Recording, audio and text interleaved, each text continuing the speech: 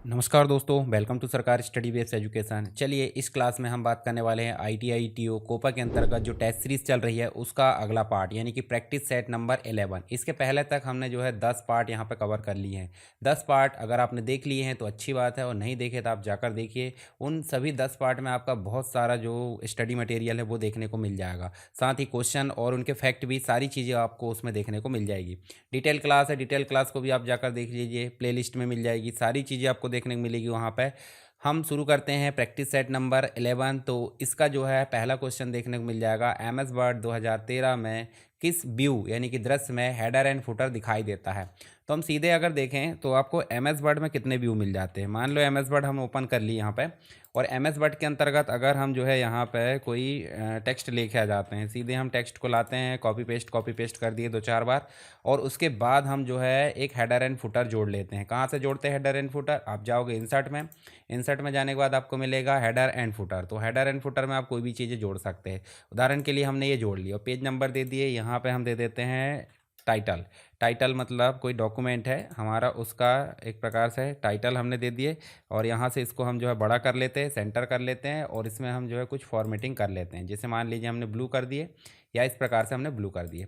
अब ये चीज़ जो है हमारे पास में, जैसे हम हेडर एंड फुटर से बाहर निकल कर आते हैं, तो अब कहानी क्या हो रही है कि हेडर एंड फुटर जो दिख रहा है, हेडर और फुटर भी हम जोड़ सकते हैं। कायदे से हम एक प्रैक्टिकल करके देख रहे हैं।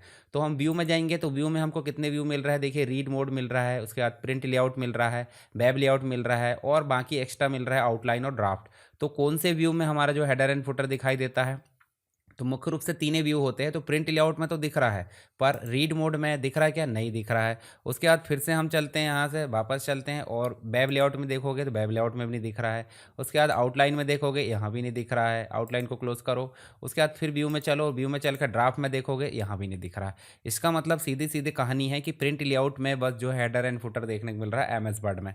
और यहीं अगर बात करें हम एक्सेल की, तो एक्सेल में भी आपको जो आपका एक प्रकार से प्रिंट लेआउट या लेआउट व्यू होता है, उसके अंतर्गत ही आपको हेडर एंड फुटर और रूलर वगैरह दिखाई देते हैं, बाकी जगह दिखाई नहीं देते। तो इसका राइट आंसर क्या हो जाने वाला है? प्रिंट लेआउट व्यू, ये सी इसका राइट आंसर होगा। तो यहाँ पे आप देख सकते हैं नॉर्मल व्यू केवल टेक्स्ट दिखाई देता है। हाँ, पेज लेआउट में आपको एक्सेल में उपयोग होता है, ये वर्ड में हेडर एंड फुटर देखने के लिए इसका उपयोग नहीं किया जाता। इसके अलावा प्रिंट लेआउट, तो प्रिंट लेआउट, ये पेज लेआउट यहाँ पे उपयोग नहीं होता, मतलब एक्सेल में होता है, जिसमें आप देख सकते हैं लेआउट व्यू में हेडर एंड फुटर। और प्रिंट लेआउट व्यू आपको देखने को मिल जाता है एम एस वर्ड में, और इसमें हेडर एंड फुटर दिखाई देता है। ड्राफ्ट व्यू की बात करें तो केवल टेक्स्ट दिखाई देता है, फॉर्मेटिंग नहीं मिल जाती। तो ये चीज़ आप देख सकते हैं यहाँ पर। फिर है माउस, ट्रैक बॉल, जॉयस्टिक, निम्नलिखित जो है किसके उदाहरण है? तो देखिए, है तो ये इनपुट डिवाइस के, पर सभी जो है पॉइंटिंग इनपुट डिवाइस है। किस प्रकार के हैं? पॉइंटिंग। बोले तो ए नंबर का राइट आंसर है। यहाँ देखिए, ये ऐसे इनपुट डिवाइस होते हैं जिनका उपयोग कर्सर को कंट्रोल करने, स्क्रीन पर ऑब्जेक्ट को पॉइंट करने, सेलेक्ट करने के लिए किया जाता है। माउस है, ट्रैक बॉल है, जॉयस्टिक है, टच पैड है, लाइट पेन है, टच स्क्रीन है, इन सभी के द्वारा हम जो है इनपुट ले सकते हैं। कुछ एक्स्ट्रा चीज़ें जैसे कि पेन इनपुट की बात करें तो पेन में आपको स्टाइलस देखने को मिल जाता है।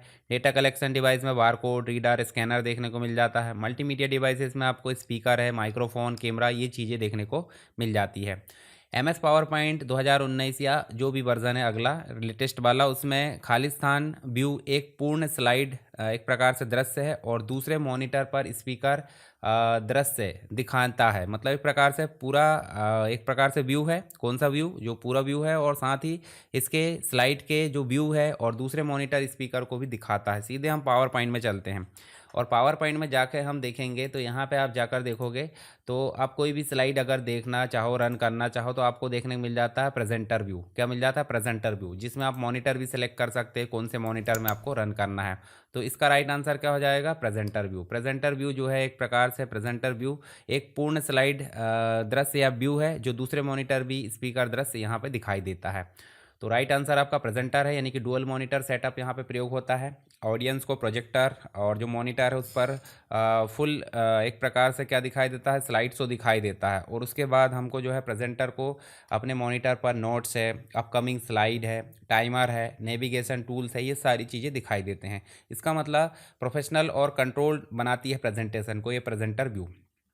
नेक्स्ट आप देख सकते हैं संचालन के घटक। संचालन मतलब आप सीधे समझो कि जो ऑपरेटिंग सिस्टम है, ठीक है, उसके घटक जो है ठीक तरीके से, मतलब एक प्रकार से जो ऑपरेशन है जो भी हो रहा है उसको अगर ठीक तरीके से क्या करना है, जुड़े हैं नहीं जुड़े हैं, क्रियाशील है नहीं है, तो ये कौन सी क्रिया सुनिश्चित करती है। तो यहाँ बात हो रही है जो अब इबारत है, इबारत समझने में थोड़ा सा क्या रहता है, कठिनाई रहती है। तो ये बोलना क्या चाह रहा है कि जो कंप्यूटर है, कंप्यूटर जब ऑपरेट होता है यानी कि चालू होता है तो उस समय सारे कंपोनेंट जुड़े हैं, सारी चीज़ें क्रियाशील एक्टिव है, ये सारी चीज़ें कौन चेक करता है, ये चेक करता है बूटिंग। कौन चेक करता है? बूटिंग।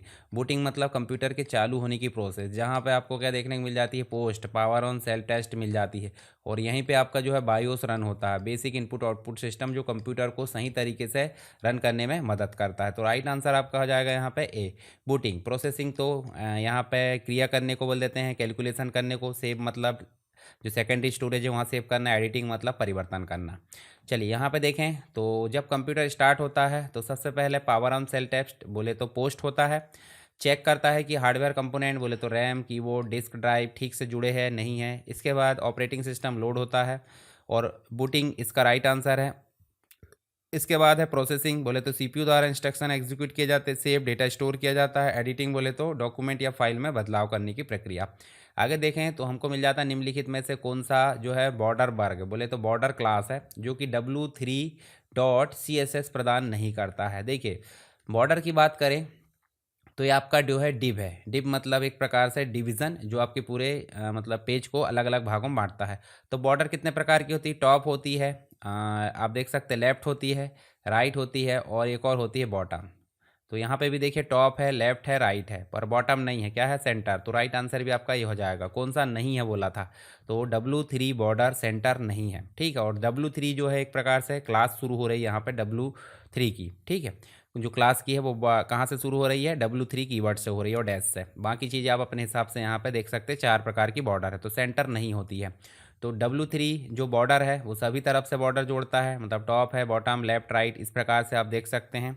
उसमें हम वैल्यू भी दे सकते हैं। चलिए आगे देखें तो आपको कंप्यूटर निर्माता बोले तो कंप्यूटर बनाने वाला रैम में एक छोटा सा मशीन भाषा प्रोग्राम स्टोर करता है, उसे रोम बोल देते हैं। यहाँ रोम है ना, रैम नहीं है, रोम है। और इसे जो है बायोस कहते हैं। बायोस का पूरा नाम क्या है भाई? बेसिक इनपुट आउटपुट सिस्टम, जिसके बारे में हमने देखे थे। तो बेसिक इनपुट आउटपुट सिस्टम मतलब यहाँ पे बी राइट आंसर है। चलिए नेक्स्ट देखें तो ये हार्डवेयर कंपोनेंट को चेक करता है, बोले तो पोस्ट है, ऑपरेटिंग सिस्टम को लोड करता है। ये सारी चीज़ें हमने देख ली हैं।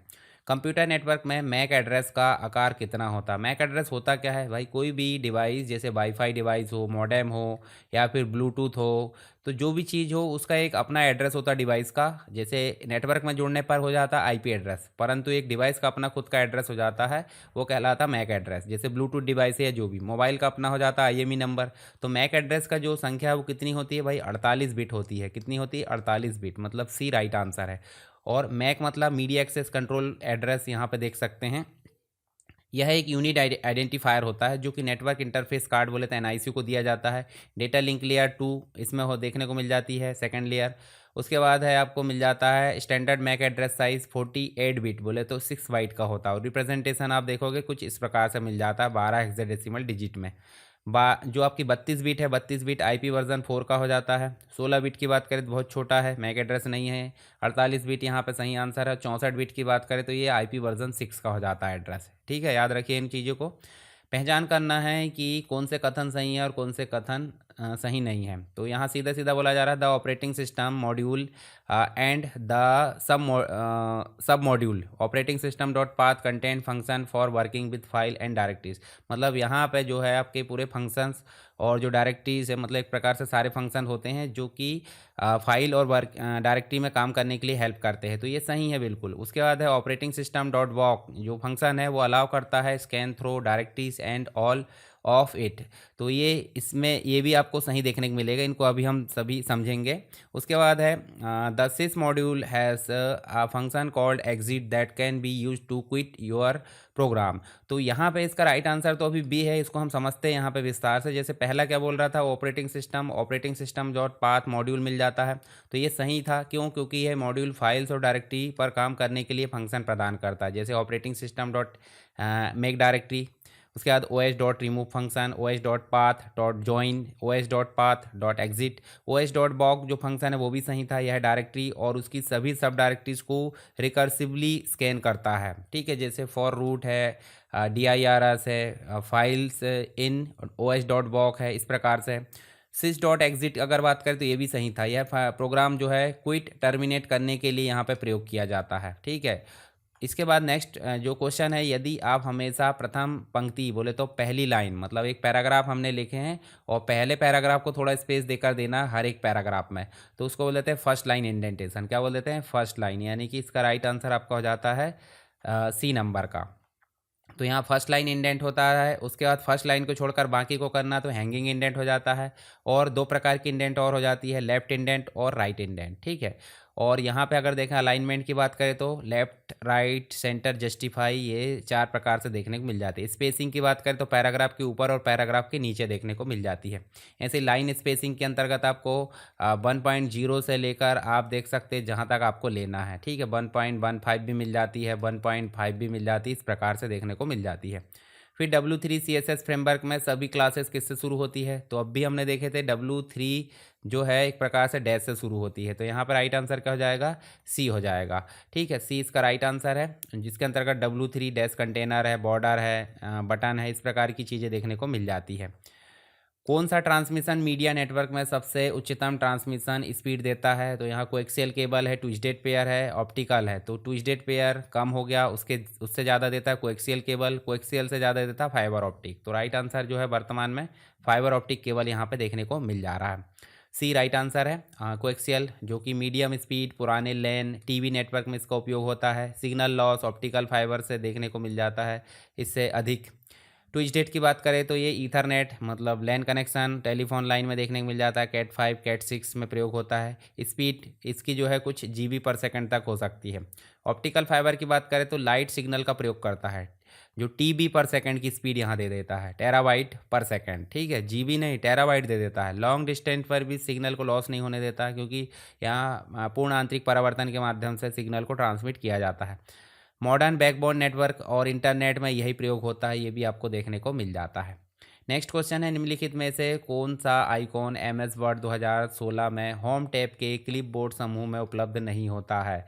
तो होम टैब के क्लिपबोर्ड समूह में आप देखोगे, क्लिपबोर्ड में आपको देखने को मिल जाता मात्र 4 आइकॉन। कौन कौन से? एक तो मिल जाता कट, एक मिल जाता कॉपी, एक मिल जाता पेस्ट और एक मिल जाता फॉर्मेट पेंटर। तो कट है, कॉपी है, पेस्ट है, बाकी अंडू यहाँ पे नहीं है। अंडू कहाँ मिल जाता है? अंडू मिल जाता है क्विक एक्सेस टूल बार में, ठीक है। देख भी लेते हैं हम, जैसे मान लीजिए हम MS वर्ड में चलते हैं और MS वर्ड में चलने के बाद देखोगे होम टैब में, तो यहाँ मिलेगा कट, कॉपी, पेस्ट और फॉर्मेट पेंटर। अंडू आपको कहाँ मिलेगा? अंडू मिलेगा आपको यहाँ पे क्विक एक्सेस टूल बार में। और दूसरे ऑप्शन भी है, आप देख सकते हैं इनको, यहाँ पे दूसरे ऑप्शन भी देखने को मिल जा रहा है। चलिए यहाँ पे हम देख लेते हैं, जो अंडू है वो यहाँ नहीं मिलेगा, कट, कॉपी, पेस्ट और फॉर्मेट पेंटर मिलेंगे। अंडू आइकॉन आपको क्विक एक्सेस टूल बार में मिल जाता है। इसके बाद आपको देखने को मिल जाएगा, जब आप एक नई प्रस्तुति, नया प्रेजेंटेशन पावर पॉइंट में बनाते हैं तो डिफ़ॉल्ट रूप से खालिस्तान स्लाइड बोले तो कितनी स्लाइड आती है? एक स्लाइड आती है। और लेआउट कौन सा आता है? लेआउट आता है टाइटल वाला। देख भी लेते हैं हम, जैसे ही हमने यहाँ बनाए हैं, देखिए प्रेजेंटेशन ही हमने बनाए हैं, तो एक स्लाइड आ रही है और एक टाइटल वाली स्लाइड आ रही है। कौन सी? कैसे पता चलेगा? होम में गए, लेआउट में गए तो देखिए टाइटल स्लाइड आ रही है। और नई अगर जोड़ना है तो आप अपनी मर्जी से जोड़ सकते हैं, जो भी स्लाइड आपको जोड़ना है। तो राइट आंसर आपका हो जाता है 1। बोले तो 1 कौन सा है? यहाँ देखिए टाइटल स्लाइड यहाँ पे आ जाती, टाइटल ओनली वाली नहीं आती। टाइटल ओनली भी अलग स्लाइड है, तो यहाँ पे 2 भी नहीं आएगा, ये भी 2 नहीं और ये टाइटल ओनली भी नहीं। बचा क्या? वो एक स्लाइड आती है और टाइटल स्लाइड यहाँ देखने को मिल जाती है। तो D हमारा राइट आंसर है। और यहाँ नया प्रेजेंटेशन एक स्लाइड आती केवल, जो हमने देख ली है। इसके अलावा बाकी चीज़ें जो है हम उसको चेंज कर सकते हैं। नेक्स्ट है, ब्लूटूथ वर्जन 5.0 की अधिकतम स्पीड कितनी है? अभी की डेट में देखें तो 5.4 वर्जन चल रहा है और लेटेस्ट भी आते जा रहा है, कोई दिक्कत नहीं यहाँ पे, तो ये बढ़ते जाएगा, ठीक है। तो यहाँ पे जो 5.0 है उसकी स्पीड 2 MB पर सेकेंड होती है। और आप देखोगे पुराने वर्जन की बात करें 4.0 की, तो इसमें आपको 1 MB पर सेकेंड मिल जाती थी। तो यहाँ लो एनर्जी मोड बोले तो इसमें डबल स्पीड मिल जाती है। और 5.0 की विशेषता बोले तो रेंज लगभग 240 मीटर आइडियल कंडीशन में, और 2 MB पर सेकेंड की स्पीड। और यहाँ पे एनर्जी एफिशिएंट बोले तो IoT डिवाइसेस के अंतर्गत उपयोगी है, इंटरनेट ऑफ थिंग्स के अंतर्गत, ठीक है। और यहाँ पे देखिए 4 वर्जन में 1 MB, 5 वर्जन में आपको मिल जाता है 2 MB पर सेकेंड। थ्रेसिंग किन कारणों से होती है? तो भाई थ्रेसिंग का मतलब क्या हो जाता है? एक्सेसिव पेजिंग एक्टिविटी, इसका मतलब ए राइट आंसर है। अधिकतम पेजिंग गति, ए राइट आंसर है। तो थ्रेसिंग मतलब यह स्थिति तब होती है जब ऑपरेटिंग सिस्टम का अधिकांश समय पेजेस को स्वैप करने में, मेमोरी से स्वैप करना, फिर आउट करना, स्वैप इन स्वैप आउट, इस प्रकार से चलते रहता है। तो वास्तविक प्रोसेसिंग बहुत कम हो जाती है। कारण क्या, जब बहुत सारे प्रोसेस एक साथ चल रहे हो तो रैम जो है पर्याप्त नहीं होती है, तो बार बार पेज यहाँ फॉल्ट हो जाते हैं। सीपीयू का समय इंस्ट्रक्शन एग्जीक्यूट करने के बजाय पेजेस को मेमोरी और डिस्क के बीच ले जाने और इसमें खर्च हो जाता है। तो यहाँ पे ये देखने को मिल जाती थ्रेसिंग। अगला क्वेश्चन है, आप प्रत्येक स्लाइड में खाली स्थान को सेट कर सकते हैं। क्या क्या सेट कर सकते हैं भाई? डेट एंड टाइम, यहाँ पे फुटर है, स्लाइड की संख्या, ये सब हम ला सकते हैं, यानी कि ऑल ऑफ द एबव बोले तो सभी विकल्प यहाँ पे सही हैं, बी राइट आंसर है। इसके बाद नेक्स्ट क्वेश्चन है, निम्नलिखित में से कौन सा वेरिएबल डिक्लेरेशन जावा में कंपाइल नहीं होगा? तो देखिए इंट से शुरू होता है, सभी इंट से शुरू हो रहा है, इसका मतलब यहाँ पे ठीक है। VAR ये भी ठीक है, कैपिटल में ले रहा है ये भी ठीक है। VAR के साथ न्यूमेरिक ले रहा है ये भी ठीक है क्योंकि बाद में ले रहा है। VAR के साथ अंडर स्कोर और न्यूमेरिकल ले रहा है ये भी ठीक है, परंतु ई वाला गलत है क्योंकि न्यूमेरिकल पहले नहीं लिया जाता, बाद में लिया जाता है। तो ई यहाँ पर राइट आंसर है क्योंकि ये कंपाइल नहीं होगा, क्योंकि ये इनवैलिड है वेरिएबल रूल के हिसाब से। तो आपका राइट आंसर आपका लास्ट वाला मिलेगा, यानी कि वेरिएबल के रूल की अगर बात करें तो फिर से याद दिलाता हूँ, letter, underscore, dollar sign या जो भी चीज़ हो सकती है, पर वेरिएबल का नाम डिजिट से शुरू नहीं होगा। ये देखिए यहाँ पे इस कारण ये गलत मिला। केस सेंसिटिव होता है, यानी कि बड़ा और छोटे को बराबर बराबर ना रखे, अलग अलग रखा जाएगा। स्पेशल कैरेक्टर की बात करें तो एट द रेट है, हैज़ है, इनको जो है अलाउ नहीं किया जाता। चलिए आगे चलें। निम्नलिखित में से कौन सा भारत का प्रथम बहु पेटाफ्लॉप्स, ठीक है, पेटाफ्लॉप्स एक यूनिट है, मतलब सुपर कंप्यूटर के अंतर्गत जो प्रोसेस करने की है, यानी कि गीगाबाइट पर सेकंड की बजाय पेटाफ्लॉप्स में ये प्रोसेस करता है। तो यहाँ पे अगर देखें तो ये आपको देखने को मिल जाता है प्रत्यूष। प्रत्यूष कहाँ है, ये आपको देखने को मिल जाएगा, बी नंबर का राइट आंसर है। तो इसकी स्थापना जो है 2018 में की गई थी। Indian Institute of Tropical metrology IITM Pune और National Centre for Medium Range Weather Forecasting NCMRWF Noida के द्वारा। क्षमता है 6.8 पेटाफ्लॉप्स। उपयोग मौसम पूर्वानुमान के लिए, जलवायु अनुसंधान के लिए, प्राकृतिक आपदाओं की भविष्यवाणी के लिए, और भारत का पहला मल्टी पेटाफ्लॉप सुपर कंप्यूटर है। बाकी परम की अगर बात करें तो भारत का पहला इंडिजीनियस सुपर कंप्यूटर 1991 में बना था। परम ईशान की बात करें तो ईशान जो है IIT गुवाहाटी में स्थापित है, लेकिन पेटाफ्लॉप्स का स्तर नहीं है। और तरहाने जो है एक प्रकार का भारत का सुपर कंप्यूटर नहीं है, ये जर्मनी का है। चलिए आगे देखें। प्रथम पीढ़ी के जो कंप्यूटर थे उनकी गति क्या थी? इनकी गति मिली सेकेंड में हुआ करती थी, यानी कि बी नंबर का राइट आंसर है। तो यहाँ सभी आपके लिए क्वेश्चन है, होमवर्क है। फर्स्ट जनरेशन का तो हमने देख लिए, सेकंड, थर्ड, फोर्थ, फिफ्थ, इस प्रकार से जो 4 जनरेशन बची है उनकी गति बोले तो यहाँ पे इसकी गति यहाँ पे पूछी गई थी। तो आपको 2 से लेकर 5 तक के जो पीढ़ी के कंप्यूटर उनकी गति को कमेंट बॉक्स में बताना है। और यहाँ पे जो फर्स्ट जनरेशन की बात करें, टेक्नोलॉजी वैक्यूम ट्यूब थी, मेमोरी मैग्नेटिक ड्रम था, इनपुट आउटपुट के लिए पंच कार्ड और पेपर टेप का उपयोग किया जाता था, बहुत बड़े आकार में भारी हुआ करते थे, स्पीड मिली सेकेंड में हुआ करती थी, ठीक है, और वैक्यूम ट्यूब धीमे थे और बहुत हीट पैदा करते थे। सेकंड जनरेशन आपको बताना है, थर्ड भी आपको बताना, फोर्थ भी और फिफ्थ भी। निम्नलिखित में से कौन सी प्रक्रिया जो है या कौन सी प्रोसेस सांकेतिक लेख को साधारण लेख में जो है बदल देती है? सांकेतिक मतलब कोडिंग वाला, ठीक है, क्या बात हो रही? कोडिंग। और कोडिंग को अगर नॉर्मल टेक्स्ट में बदलना है तो उसके लिए हमको क्या करना होता है? देखिए, जब हमारा नॉर्मल टेक्स्ट है, मतलब यहाँ पे हमने हेलो लिखे और नेटवर्क में भेजना, तो उसको क्या किया जाता है? एनक्रिप्ट। एनक्रिप्ट मतलब कोडिंग में बदला जाता है, और उसको फिर से डिकोड किया जाने को बोल देते हैं डिक्रप्ट, मतलब सिंपल भाषा में बदलना। तो यहाँ पे आपको एनक्रिप्शन, सब्सटीट्यूशन, हैजिंग ये नहीं मिलेगा, बचा क्या? डिक्रिप्शन। तो डिक्रिप्शन जो है कोडिंग वाले टेक्स्ट को साधारण टेक्स्ट में बदलने के लिए किया जाता है। तो यहाँ पर राइट आंसर डी हो जाएगा, ठीक है। एनक्रिप्शन तो प्लेन टेक्स्ट को कोड में बदलता है, जिसे हम सिफर टेक्स्ट बोल देते हैं, साइफर टेक्स्ट या सिफर टेक्स्ट। उसके बाद है डिक्रिप्शन, सिफर टेक्स्ट को वापस प्लेन टेक्स्ट में बदलना। हैशिंग मतलब हो जाता है वन वे प्रोसेस हो जाती है, प्लेन टेक्स्ट को फिक्स्ड लेंथ हैज़ वैल्यू में बदलता है और इसे वापस प्लेन टेक्स्ट में नहीं बदला जा सकता। सब्स्टिट्यूशन की बात करें तो प्रतिस्थापन बोले तो एनक्रिप्शन की एक टेक्निक है जिसमें कैरेक्टर को दूसरे कैरेक्टर से रिप्लेस किया जाता है।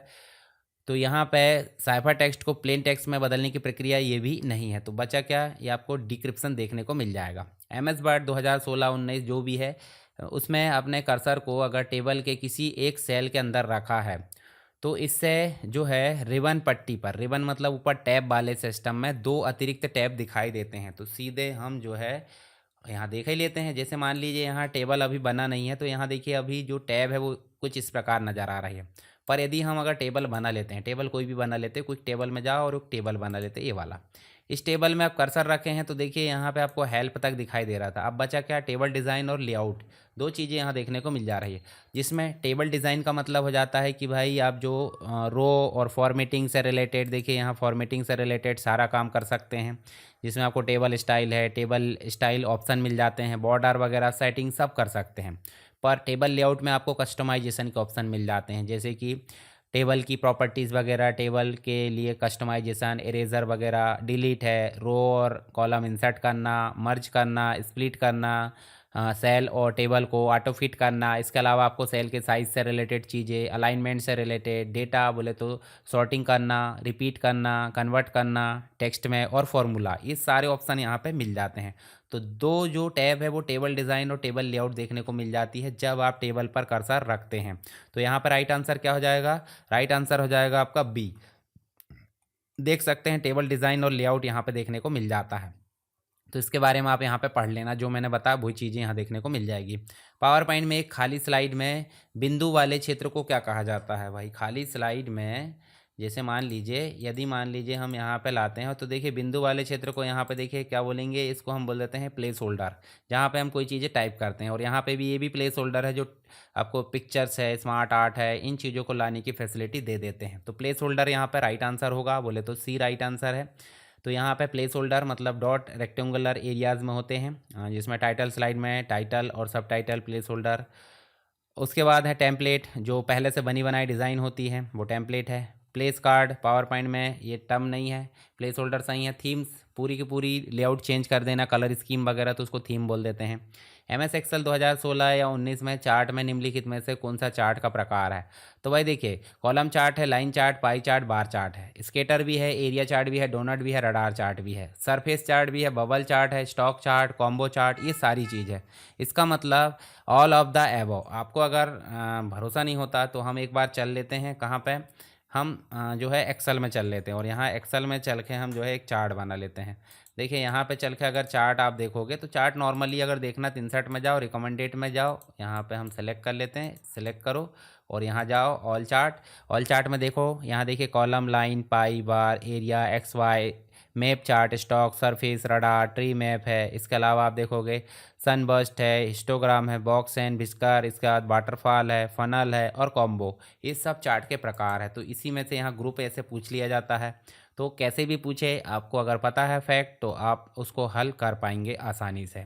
चलिए डी इसका राइट आंसर है, all of the above. Next question है सक्रिय डेटाबेस, मतलब जो अभी करंट में डेटाबेस फाइल है उसमें नया फील्ड जोड़ना है। नया फील्ड मतलब क्या हो जाता है कि टेबल में एडिटिंग करना, और टेबल में एडिटिंग करना मतलब जो स्ट्रक्चर है उसको मॉडिफाई करना। तो सीधे सीधे बात हो रही है स्ट्रक्चर को मॉडिफाई करने की, सी राइट आंसर है, मॉडिफाई स्ट्रक्चर। ठीक है, तो यहाँ पे अगर देखें डेटाबेस फाइल के स्ट्रक्चर की जो आप देखोगे उसको बदलने के लिए क्या करना है, फील्ड नया जोड़ना है तो उसके लिए मॉडिफाई करना पड़ेगा। तो यहाँ पे अदर ऑप्शन की बात करें तो मॉडिफाई रिपोर्ट, ये नहीं होगा।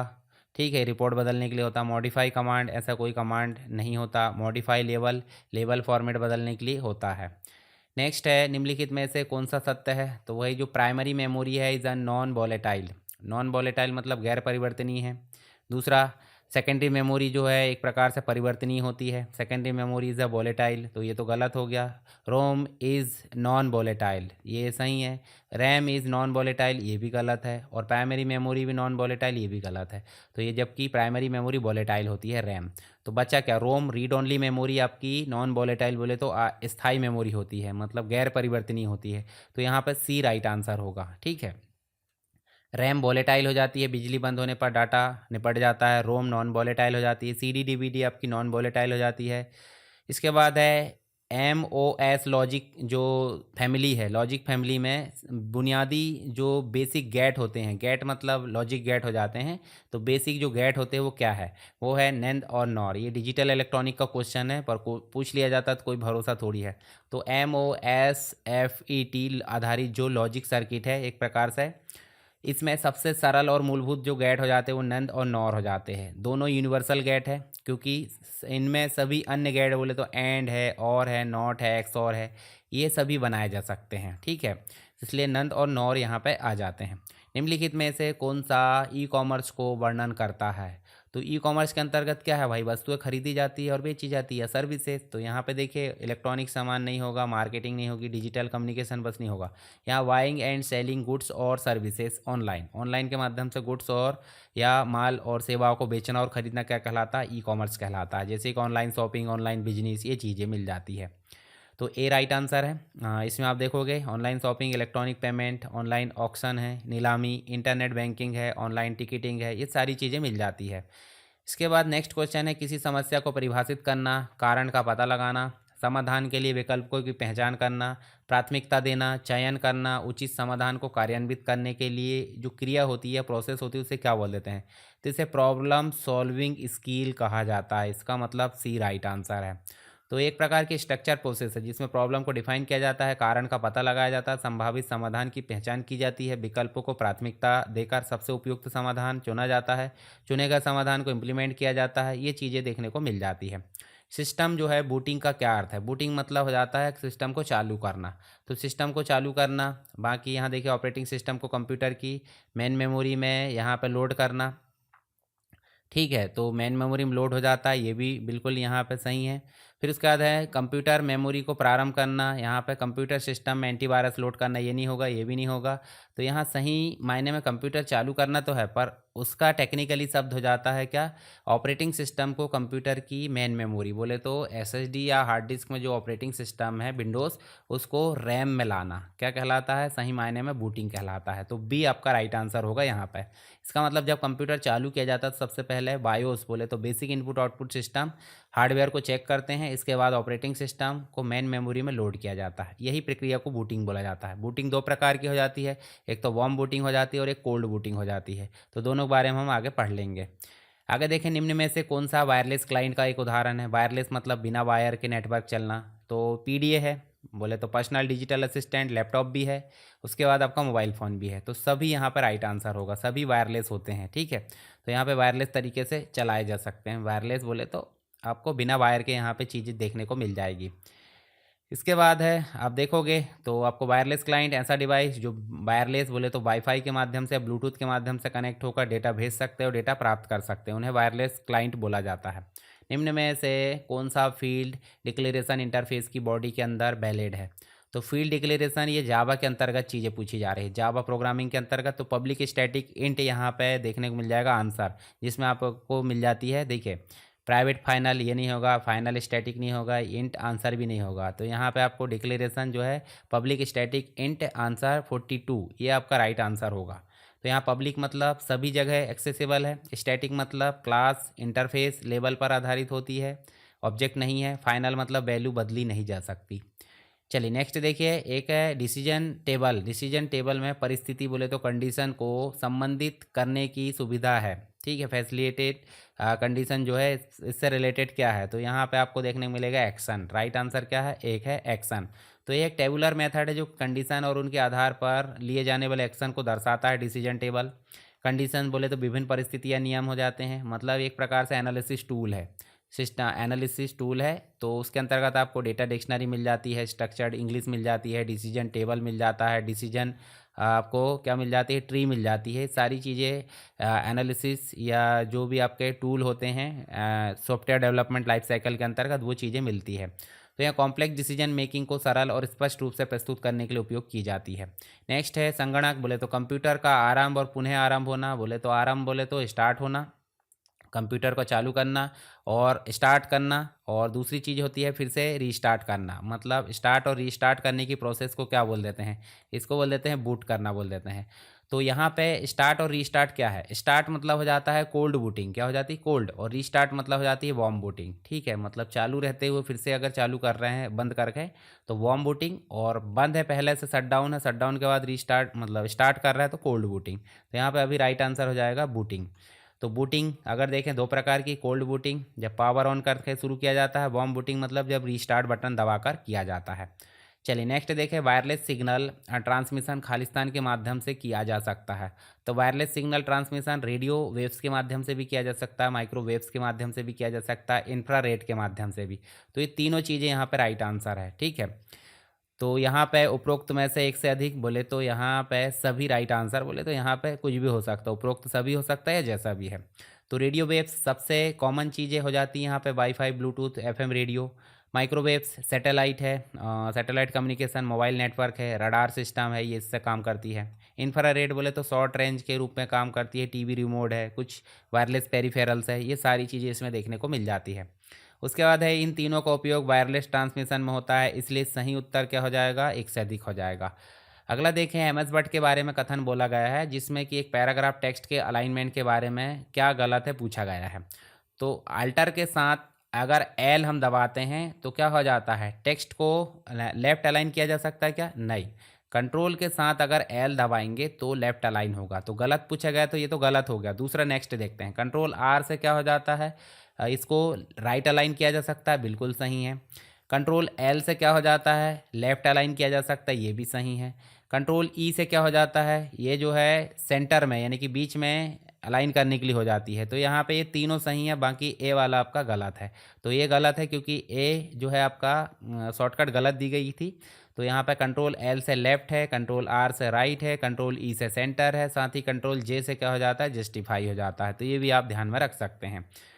एक खालिस्तान चरण, चरण दर चरण मतलब स्टेप बाय स्टेप जो प्रोसेस है, जो कि वांछित आउटपुट प्राप्त करने के लिए एक निश्चित क्रम में निष्पादित होने वाले जो निर्देश है उनका सेट हो जाती है। तो जब भी कोई समस्या का समाधान किया जाता है तो स्टेप बाय स्टेप सॉल्यूशन लेने के लिए हमको क्रम अनुसार लिखना होता है। उस स्टेप को लिखे गए जो क्रम हो जाते हैं वो कहलाते हैं एल्गोरिदम। क्या कहलाते हैं, एल्गोरिदम, जो कि सूडो मतलब एक प्रकार से जो प्रोग्राम एआईडीएस होता है या प्रोग्रामिंग एआईडीएस होता है उसके अंतर्गत मिल जाती है। तो पहला एल्गोरिदम मिल जाता है, दूसरा फ्लो चार्ट मिल जाता है, तीसरा सूडो कोड बोले तो कोडिंग मिल जाती है, ठीक है, सॉफ्टवेयर डेवलपमेंट के अंतर्गत। तो यहाँ पर राइट आंसर अभी हो जाएगा एल्गोरिदम। एल्गोरिदम जो है आपको सीक्वेंस में सारे इंस्ट्रक्शन लिखे होते हैं किसी समस्या के समाधान के लिए। तो यहाँ पे एक well defined step by step procedure होता है, इनपुट लेकर प्रोसेस करता है और डिज़ायर्ड आउटपुट देता है। Sorting number, searching an element. तो इसमें अगर देखोगे तो ऑर्डर तो एक क्रम को दर्शाता है, ना कि प्रोसीजर को दर्शाता है।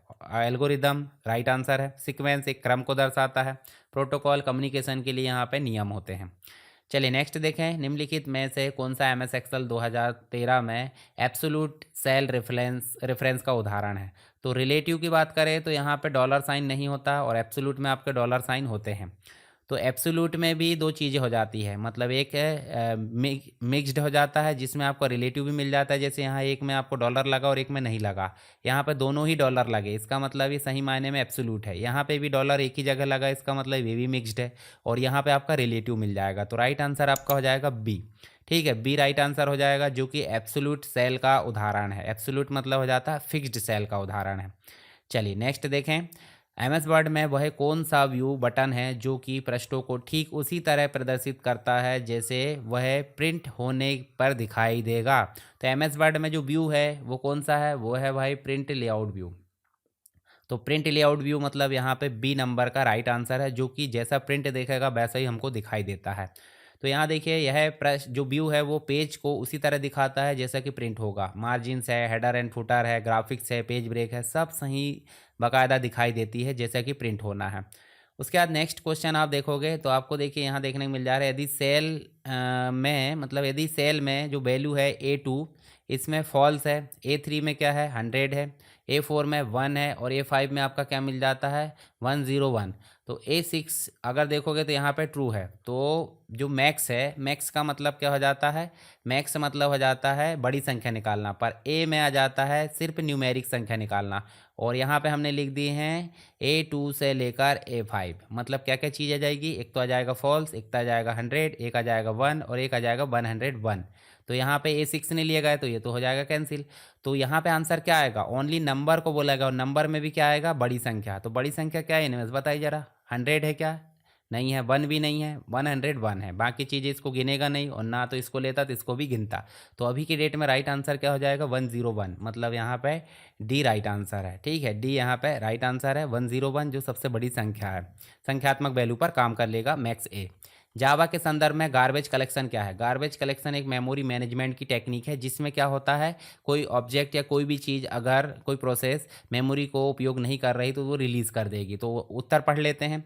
ऑपरेटिंग सिस्टम समय समय पर जावा फाइल डिलीट कर देता है, गलत है। यदि कोई पैकेज प्रयोग नहीं हो रहा तो वो स्वतः डिलीट हो जाएगा। उसके बाद आप देखोगे जब किसी ऑब्जेक्ट को कोई रेफरेंस नहीं होता है तो उसे स्वतः मेमोरी रिक्लेम हो जाती है।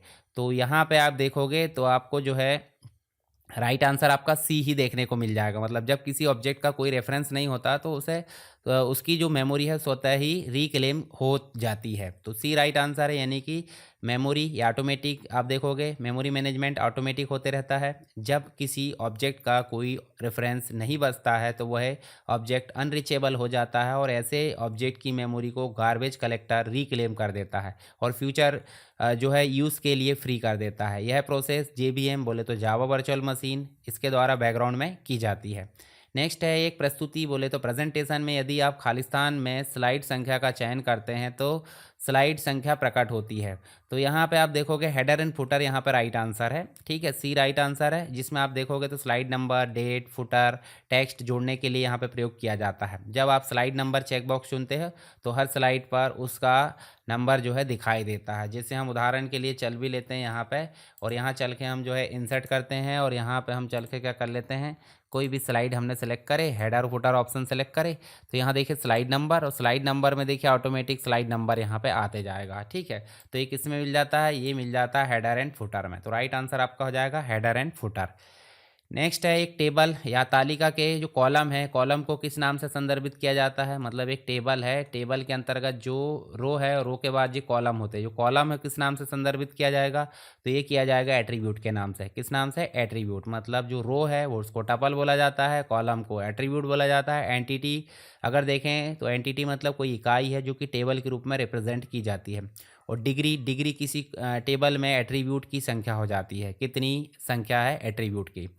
नेक्स्ट है निम्नलिखित में से कौन सा शब्द समूह प्राथमिक स्टोरेज बोले तो प्राइमरी डिवाइस जैसे कि रैम की विशेषताओं का सबसे अच्छा वर्णन करता है।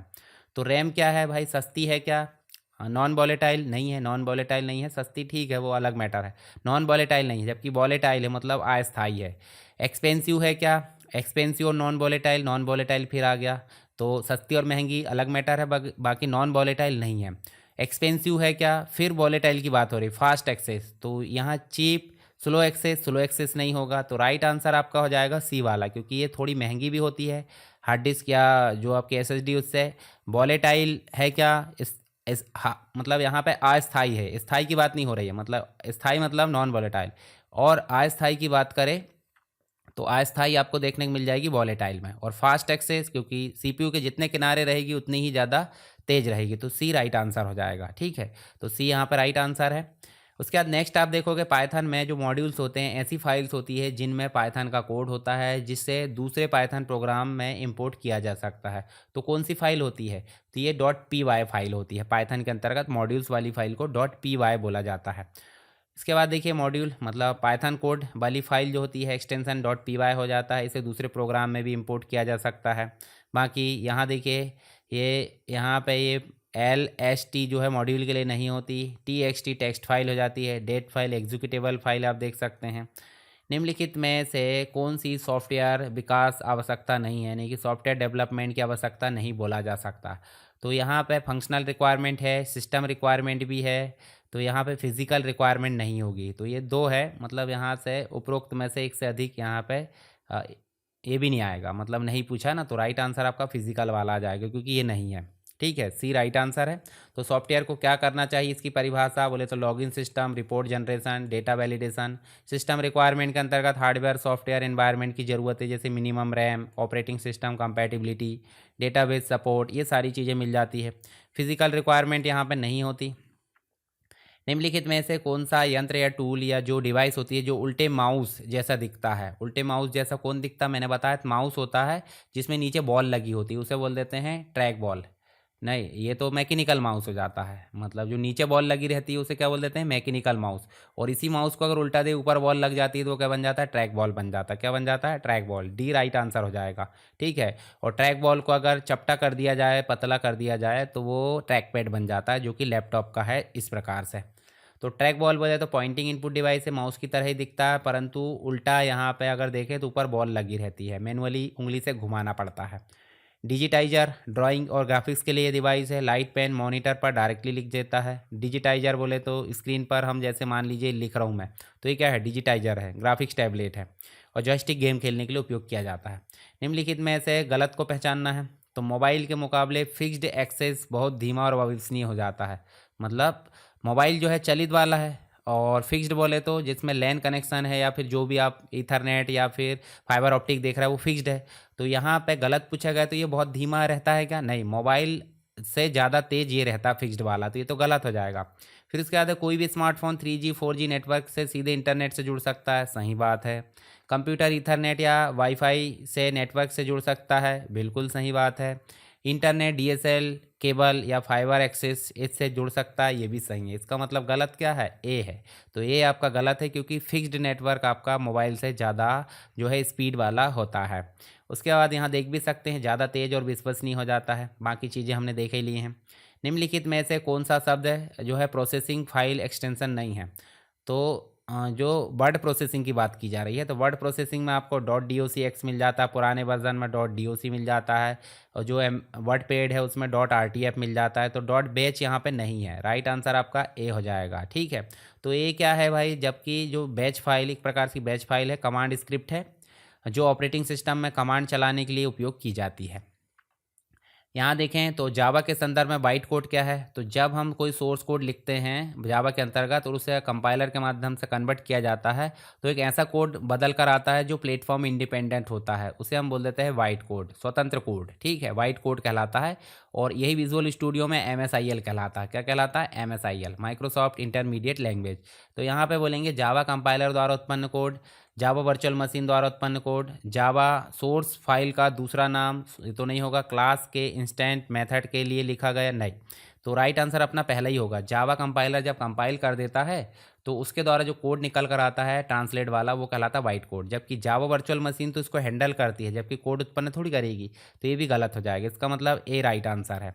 ठीक है, तो यहाँ पे वाइट कोड बोले तो जावा सी जो है एक प्रकार से डॉट जावा के नाम से आपका सोर्स कोड, और जैसे ही जावा कंपाइलर ने जावा सी ने कन्वर्ट किया तो इसका एक्सटेंशन हो गया डॉट क्लास। तो डॉट क्लास फाइल जो होती है वाइट कोड कहलाती है, और ये प्लेटफॉर्म इंडिपेंडेंट होती है, और जावा वर्चुअल मशीन के माध्यम से इसको एग्जीक्यूट कराया जाता है। नेक्स्ट है, जब आप पावर पॉइंट में स्लाइड शॉर्टर दृश्य में या स्लाइड शॉर्टर व्यू में काम करते हैं तो स्लाइड के छोटे छोटे संस्करण जिन्हें खालिस्तान कहा जाता है, जो कि हॉरिजॉन्टल या फिर आप जो है इस रूप से दिखाई देते हैं, प्रदर्शित होते हैं हॉरिजॉन्टल या फिर वर्टिकल फॉर्म में। तो यहाँ देखिए जो आपको छोटे छोटे दिख रहा है वो थंबनेल्स कहलाते हैं। क्या कहलाते हैं, थंबनेल्स कहलाते हैं। तो यहाँ पर राइट आंसर क्या हो जाएगा आपका, थंबनेल्स हो जाएगा, यानी कि बी राइट आंसर हो जाएगा। जो छोटे छोटे रूपों में दिखते हैं, स्लाइड को आसानी से अरेंज कर सकते हैं, कॉपी कट मूव जो भी है हमको करना सब कर सकते हैं। निम्नलिखित में से HTML कथन में एट्रीब्यूट वैल्यू की पहचान कीजिए। बोले तो P लिखा है टैग स्टार्टिंग, इसके अंतर्गत अलाइन लिया है एट्रीब्यूट और उसकी वैल्यू लिया है लेफ्ट। तो फाइनल एग्जामिनेशन कैसा होगा, लेफ्ट अलाइन होगा। क्या होगा, लेफ्ट अलाइन। तो यहाँ पर राइट आंसर हो जाएगा सी, लेफ्ट अलाइन। ठीक है, इसके बदले में हम दे सकते हैं सेंटर, राइट, जस्टिफाई, इस प्रकार की चीज़ें भी दे सकते हैं।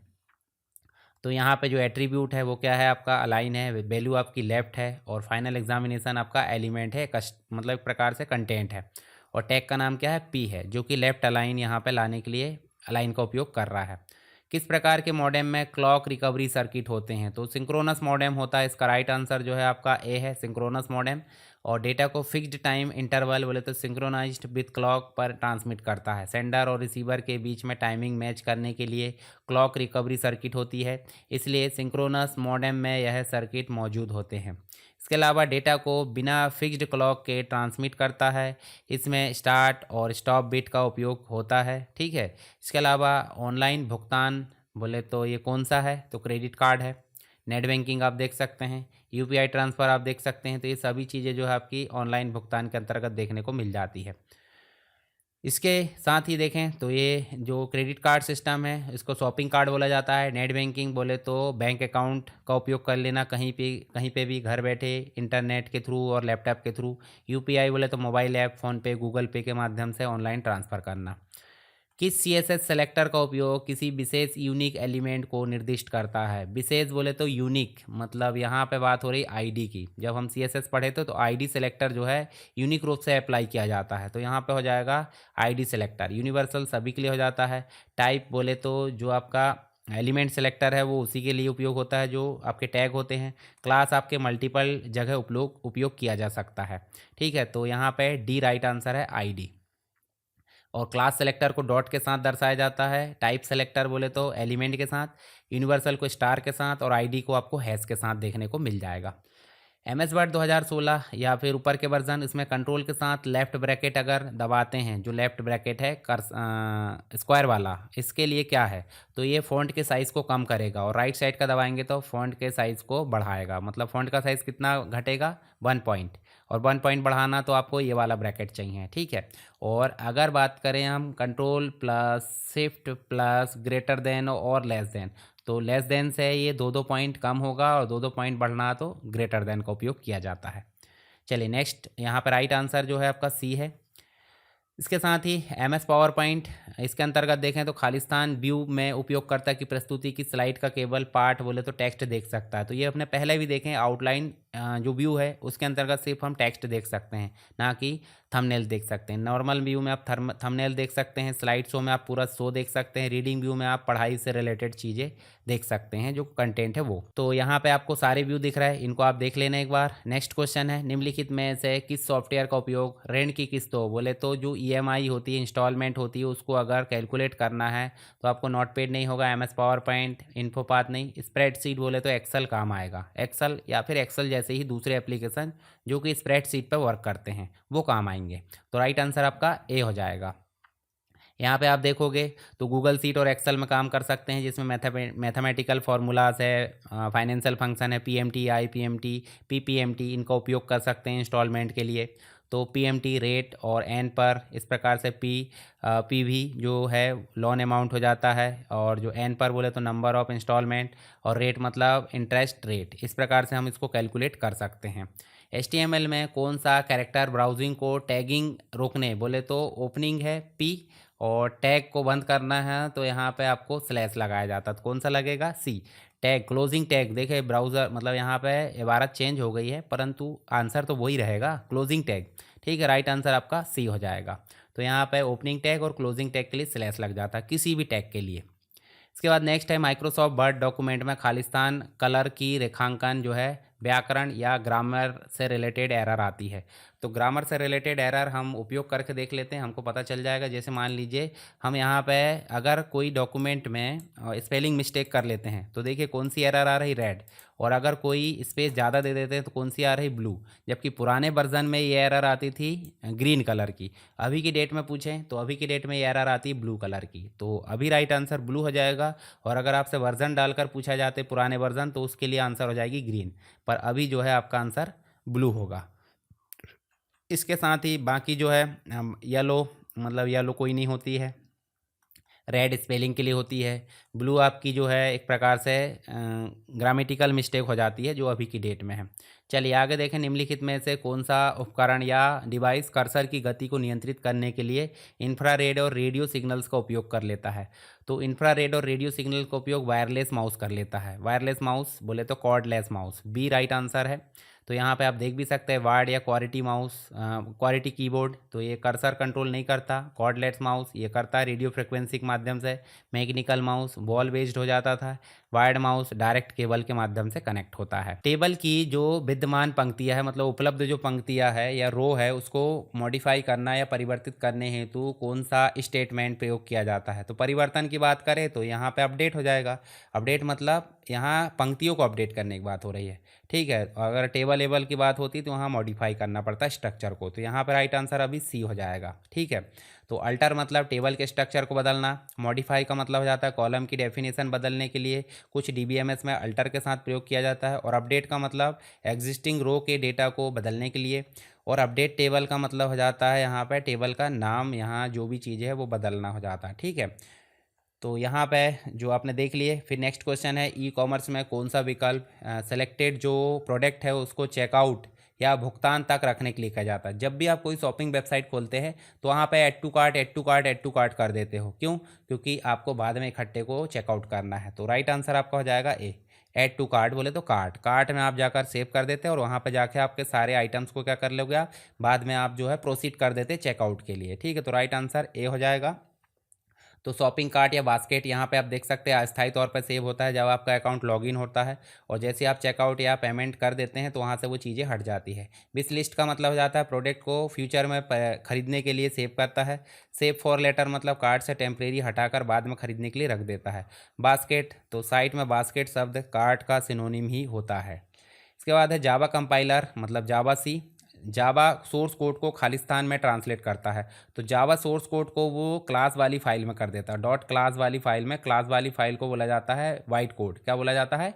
वाइट कोड बोला जाता है। तो राइट आंसर आपका हो जाएगा वाइट कोड, बोले तो बी यहाँ पे राइट आंसर हो जाएगा। इसका मतलब जावा सोर्स कोड जो जावा फाइल होती है, और जावा कंपाइलर मतलब जावा सी के माध्यम से उसे किस पे कन्वर्ट किया जाएगा, डॉट क्लास वाली बोले तो जावा वाइट कोड में कन्वर्ट कर दिया जाता है।